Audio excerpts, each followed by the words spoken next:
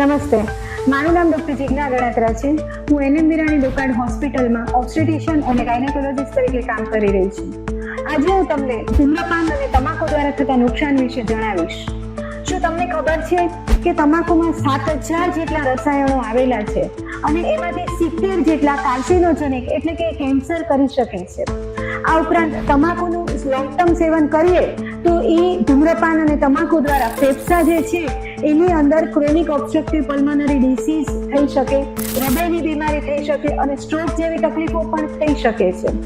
આ ઉપરાંત તમાકુના જે રસાયણો હોય એ મોઢા, જીભ આ બધાનું કેન્સર પણ ખરાબ રીતે કરી શકે છે.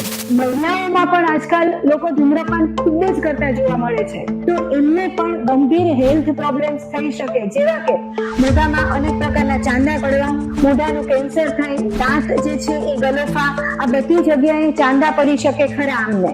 અને આ ઉપરાંત જે સ્ત્રીને ગર્ભાધાન થયેલું હોય, આવી સ્ત્રી જો પ્રેગ્નન્સી દરમિયાન ધૂમ્રપાન કરે તો બાળકનું વજન ઓછું થાય, કસુઆવડની શક્યતા રહેલી છે, અધૂરા મહિને ડિલિવરી થઈ શકે અને મૃત બાળકનો પણ જન્મ થઈ શકે.